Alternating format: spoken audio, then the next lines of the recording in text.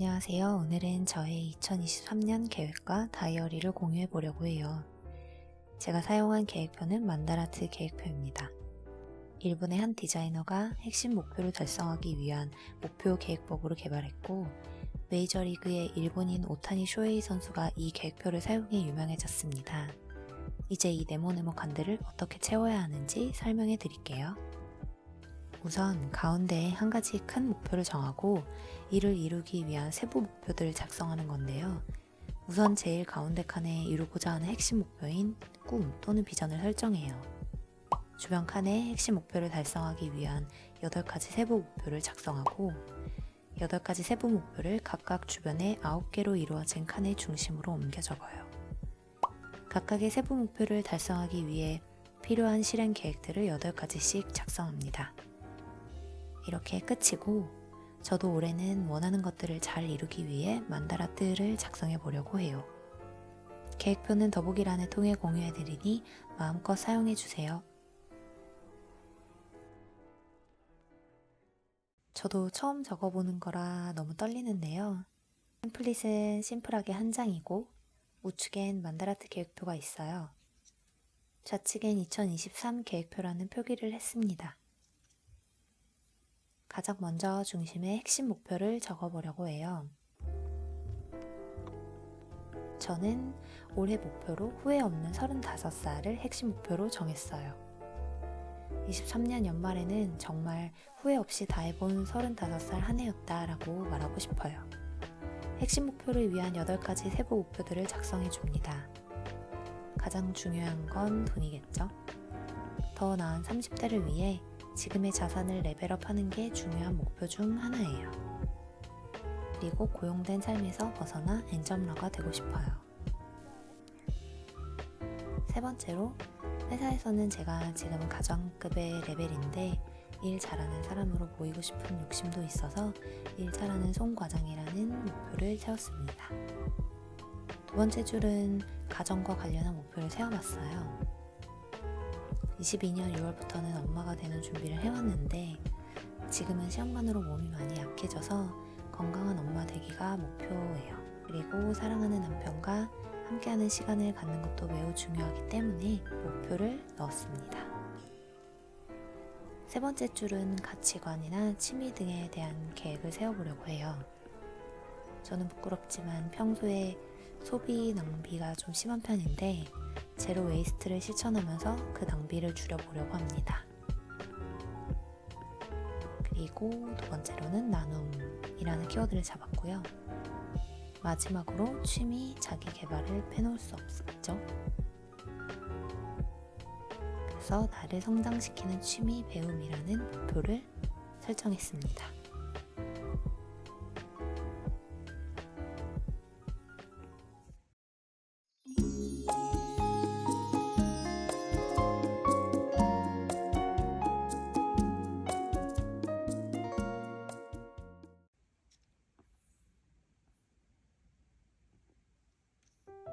여러분은 자산에 대한 목표 금액이 있으신가요? 저는 특히 자산에 대한 목표는 수치화가 중요하다고 생각해요.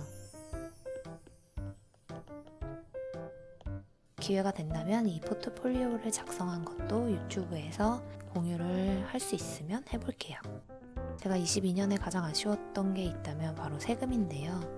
23년은 똑똑하게 공부해서 절세 기회를 많이 찾고 싶어요. 아기랑 같이 살 집에 대한 매매에도 계획을 하고 있어서 특정 동네에 대한 아파트 매매 계획도 실행 계획으로 넣었습니다. 18년부터 2020년까지는 경매도 열심히 했고 또 그 당시에 이제 입찰도 많이 했었는데 한동안 못하다가 이제 자산 레벨업이라는 계획을 위해서라도 경매를 다시 시작해 보려고 해요.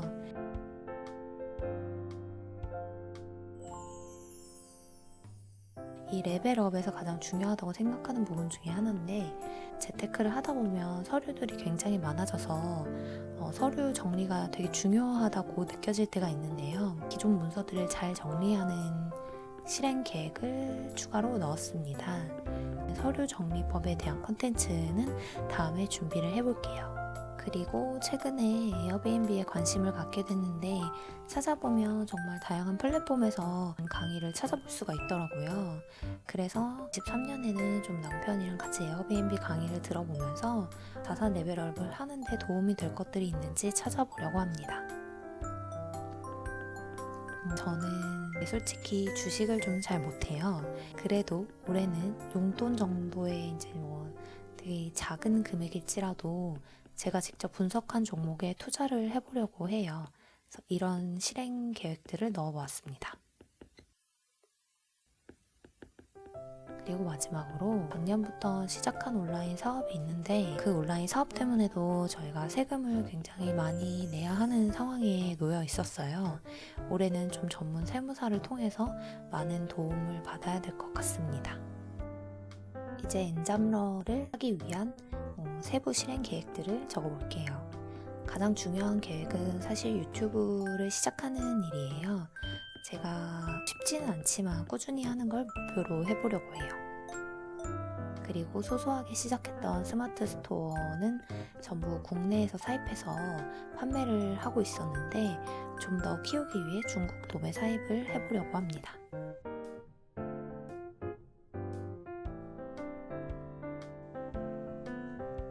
제가 사무실을 구했는데 아직 집에서 하고 있는 업무들이 굉장히 많아서 빠른 시일 내에 이제 집에서 하던 업무들을 사무실로 다 이동할 거예요.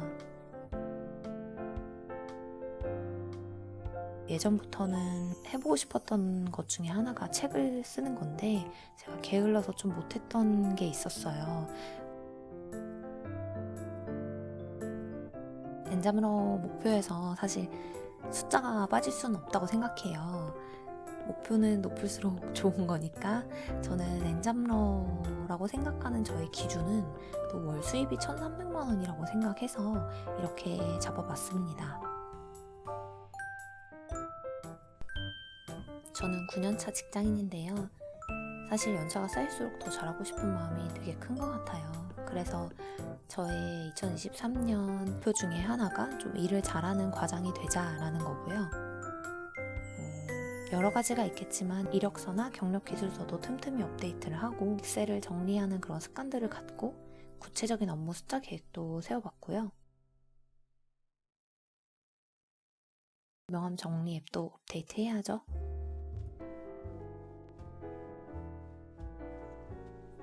엄마 되기가 이렇게 어려울 줄은 몰랐는데 제가 스스로 좀 건강을 잘 챙겨서 예쁜 아가를 만나야겠다라는 생각으로 이 내용에 대해서 작성을 하게 됐습니다. 우선은 48kg라는 몸무게를 유지하고요. 주 2회는 헬스장에서 유산소와 근력 운동을 할 거예요. 당연히 10시 이후에 야식은 금지고요. 7시간에서 8시간 충분한 수면을 위해서 적어도 1시 전에는 잠이 들 거예요.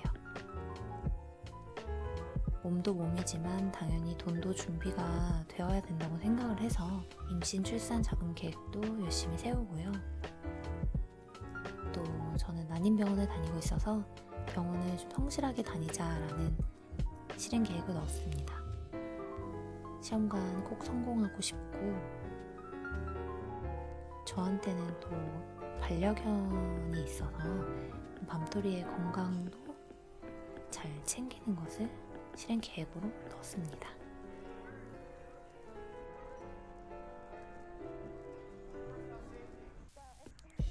(2023년에는) 남편이 가고 싶은 나라와 도시로 해외여행을 가고요. 또 남편은 패션에 관심이 없는데 제가 옷 코디를 신경 쓰고 또 깨끗하게 옷을 입고 다닐 수 있도록 세탁에 대해서도 잘 신경을 써주고 싶어요. 그리고 저희 남편의 요즘 최대 고민은 취미가 없다는 건데 그래서 남편의 취미도 같이 찾아주고 싶고 동시에 좀 운동을 같이 하면서 스트레스도 풀고 싶어요. 그리고 카페 투어도 열심히 다니고 1년 중 최대 이벤트인 생일상도 잊지 않을 거예요. 마지막으로 자주는 아니어도 가끔 편지로 마음을 전달하려고 해요.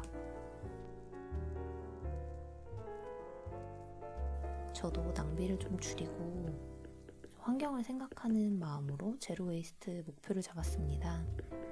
첫걸음은 당연히 에코백이고요. 마트 갈 때마다 원래는 자주 까먹고는 하는데 2번 중에 1번은 까먹지 않고 가져가는 것을 실행 계획으로 넣었습니다. 그리고 실제로는 미니백을 들고 다니느라 텀블러를 밖에서는 잘 사용해보지 않았었어요. 보부상 백으로라도 바꿔서 텀블러를 사용할 거예요.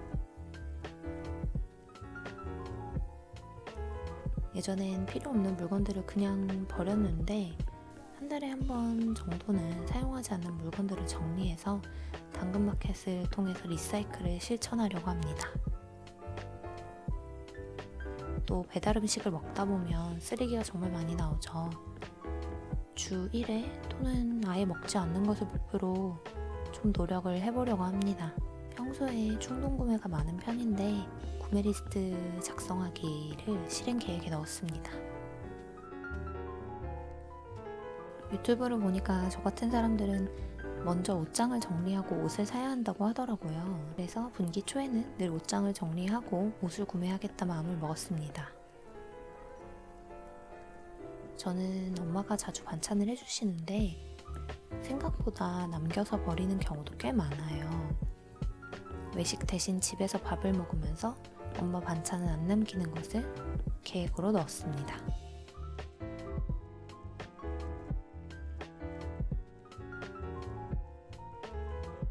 나눔이라는 키워드는 조금 추상적이긴 하지만 포괄적으로 적어봤어요.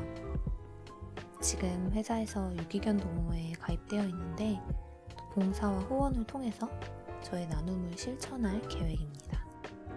가족 이벤트도 먼저 챙기고 친구들 생일도 먼저 챙기고 안부도 먼저 묻고 싶어요. 그리고 결혼 초에는 부모님께 신경을 많이 못 썼는데 23년에는 부모님들과 자주 시간을 보내고 싶어요. 집에 초대해서 요리도 대접해드리고 싶고요. 저는 회사 복지에 밀리의 서재 1년 구독권이 있는데 월 한 권씩 1년에 12권을 읽을 계획이에요.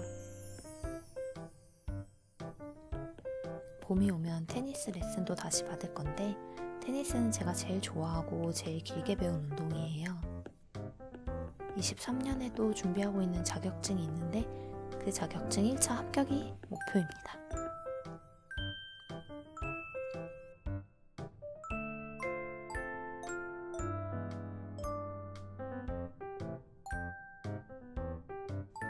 그리고 취미와 자기계발에는 하루 1시간을 꾸준히 투자할 거예요. 또 다양한 투자 강의를 듣는 것도 소홀히 하지 않을 거고요. 유튜브 관련해서는 기획이나 촬영, 편집 관련해서 많이 배우려고 합니다. 짠! 드디어 81칸의 만다라트 계획표를 완성했습니다. 이제 이 이미지는 바탕화면에 저장해두고 자주자주 보면서 하나씩 실천해가려고 합니다.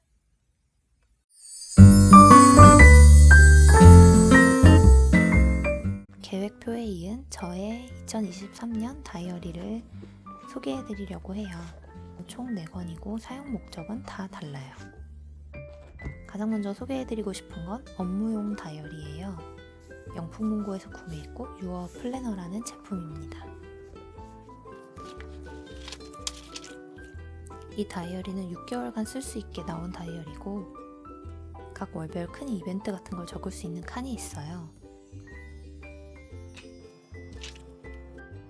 먼슬리 캘린더가 있고 하단에는 그달의 중요 내용, 목표 같은 걸 적을 수가 있어요.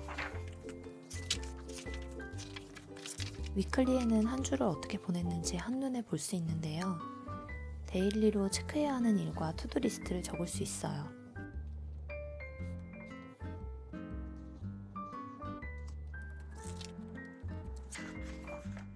그리고 특히 마지막 페이지가 마음에 들었는데 한 주를 리뷰하는 칸이 있어요.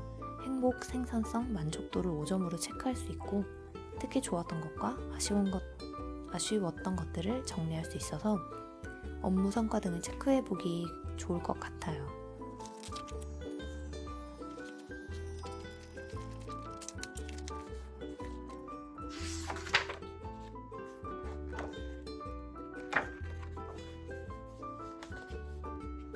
다음은 2022년에 받은 겨울 스타벅스 프리퀀시 다이어리입니다. 이건 사업 다이어리로 사용할 예정이에요.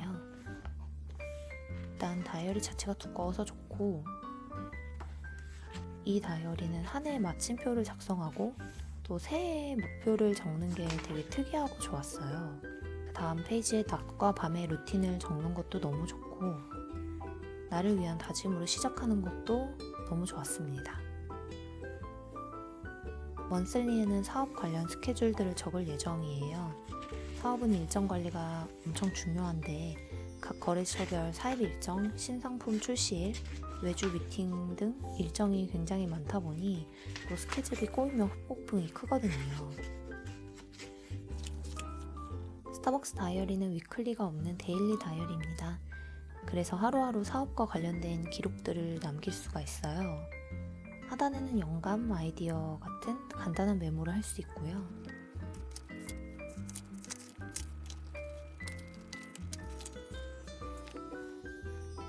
빈 노트가 있어서 유용하게 쓸 수 있을 것 같습니다. 이렇게 사업용 다이어리를 소개해 드렸고요. 그 다음은 31일 스터디 플래너예요. 31일만 사용 가능한 얇은 노트이고요.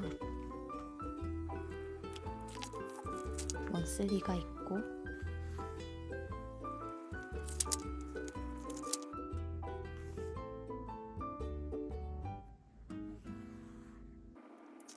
그 다음에 일반 스터디 플래너와 유사한 디자인의 데일리 페이지예요. 일자 디데이를 작성하고 해야 할 스터디 진도를 체크해요.